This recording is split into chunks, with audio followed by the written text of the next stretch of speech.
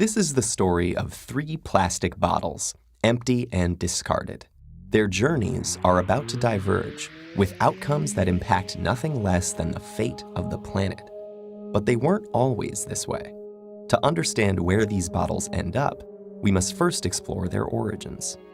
The heroes of our story were conceived in this oil refinery.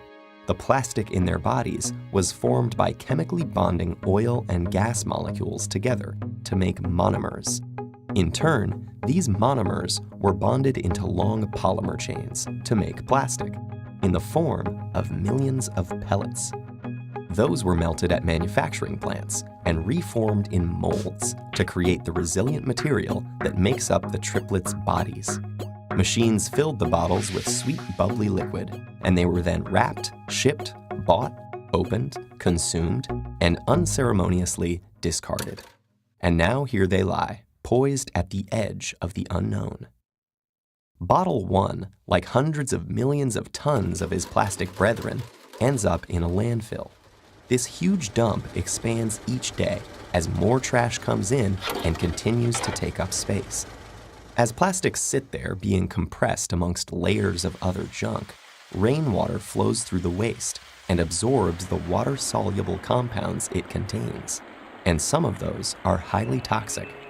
Together, they create a harmful stew called leachate, which can move into groundwater, soil, and streams, poisoning ecosystems and harming wildlife.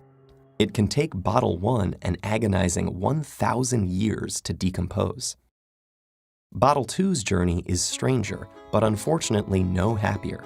He floats on a trickle that reaches a stream that flows into a river, and a river that reaches the ocean.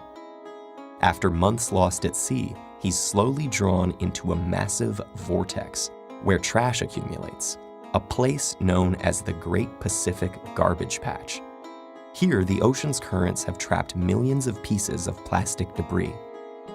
This is one of 5 plastic-filled gyres in the world's seas, places where the pollutants turn the water into a cloudy plastic soup. Some animals, like seabirds, get entangled in the mess. They and others mistake the brightly colored plastic bits for food.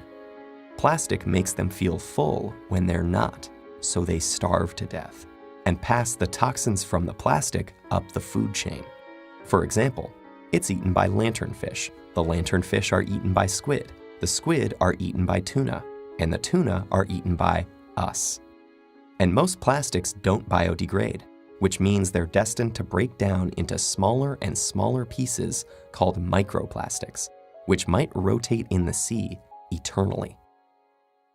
But Bottle 3 is spared the cruel purgatories of his brothers. A truck brings him to a plant where he and his companions are squeezed flat and compressed into a block. Okay, this sounds pretty bad too, but hang in there. It gets better.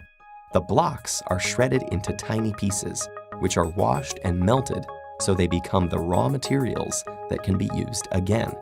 As if by magic, Bottle 3 is now ready to be reborn as something completely new. For this bit of plastic with such humble origins, suddenly, the sky is the limit.